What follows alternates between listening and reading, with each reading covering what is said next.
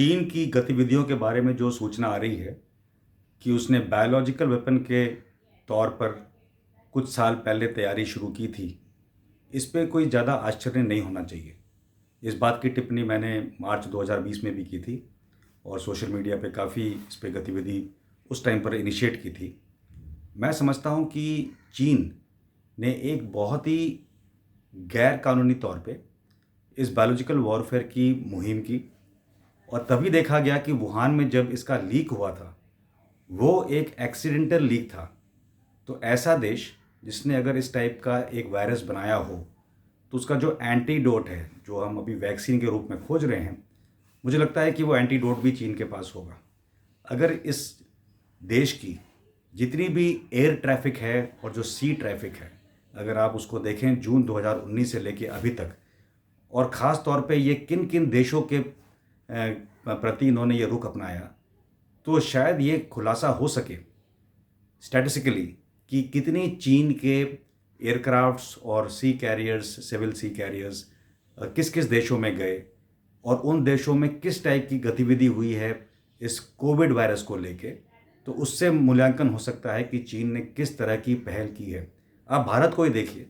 भारत में जब स्टेबिलिटी आ रही थी फर्स्ट वेव के बाद, तो ये सेकेंड वेव का आना, मेडिकली अगर कोई रीजंस उसके और ज़्यादा हैं और लोग कहते हैं कि आजकल ये बाई एयर, थ्रू एयर भी ट्रांसमिट हो रहा है, तो आप समझ सकते हैं कि अगर इस गैप में, क्योंकि भारत बुनियादी तौर पे मिलिटरी थोड़ा बहुत बट इकोनॉमिकली काफ़ी अग्रसर हो रहा था वर्ल्ड में, और चीन का काफ़ी व्यापार, काफ़ी मैन्युफैक्चरिंग भारत की तरफ आ रही थी, तो हो सकता है कि चीन ने इसको देखते हुए जो उसने मूल्यांकन किया था शुरू में कि भारत को वो टेम कर पाएगा, भारत उसकी सुनेगा, वो नहीं हुआ।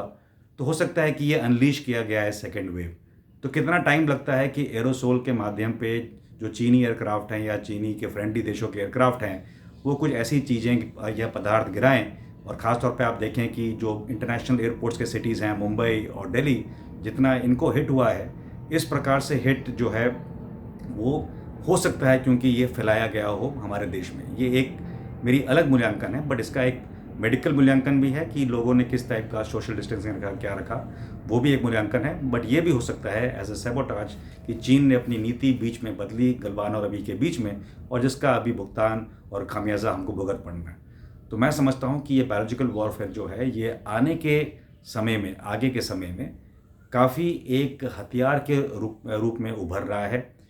ये जो हथियार हैं, जो केमिकल और बायोलॉजिकल हैं, न्यूक्लियर को साइड में रखते हैं, ये दोनों तरीके जो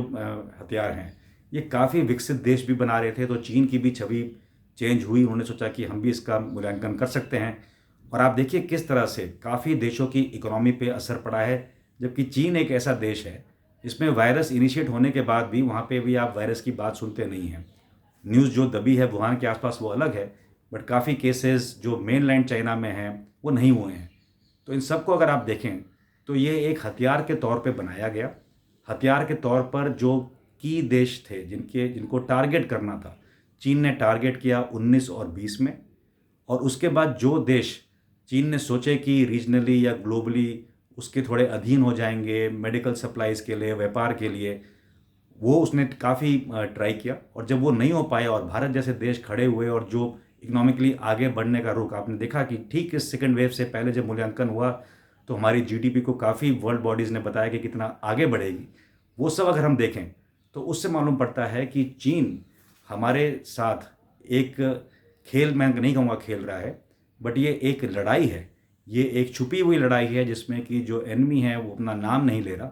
बट बुनियादी तौर पे क्योंकि इस वायरस का आप अगर मूल्यांकन करें तो शुरुआत चीन से हुई, उनके लेबोरेटरी से हुई। काफ़ी रिपोर्ट्स हैं, काफ़ी उनके साइंटिस्ट जिन्होंने खुले में आके बोला, उनको क्या किया, कैद किया कि कत्ल किया, अभी तक मालूम भी नहीं है। एंड काफ़ी जो अभी वर्ल्ड में रिपोर्ट्स आ रही हैं और जो हाल की रिपोर्ट्स हैं, उससे काफ़ी साझा होता है कि जो चीन की नीति रही है वो इसको एक वेपन के तौर पे यूज़ करके बाकी इकोनॉमीज़ को थोड़ा खामियाजा भुगतने पे मजबूर करके इस टाइप की रणनीति बनी हुई है। और ये भी चल रही है, ये गई नहीं है।